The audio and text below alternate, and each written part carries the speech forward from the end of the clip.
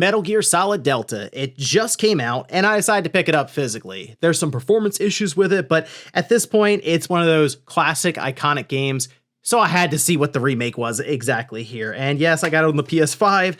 I'll attempt to play it on my PS5 Pro, but this is from Virtuos and Konami. Virtuos also did that Oblivion remastered. It's a tactical edition. Not really sure what that means exactly. I figured I'd open up here and we'd see if there's anything extra inside. The core experience, the original, evolved and more immersive than ever. You know, I saw that there was a filter, so you can sort of have the old greenish yellow kind of filter to it. And I'm trying to think of how I'm going to play through the game for the first time, because usually you'd play through it again. And that's kind of my thought process, is play through it a couple of times. I feel like I should probably start with just the standard, like how they want it to look, and then maybe do the filter on the second playthrough.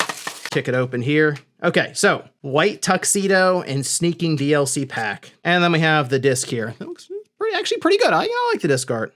It's pretty minimalistic. Shows, as you'd expect, the jungle with the game. No reverse cover art. Actually, hold on. Oh no, we do have some. So it's an image that's then covered up by warnings. You can see the bridge here. It's weird that you spend the time to do the reverse cover art and then just cover it up with big warning labels.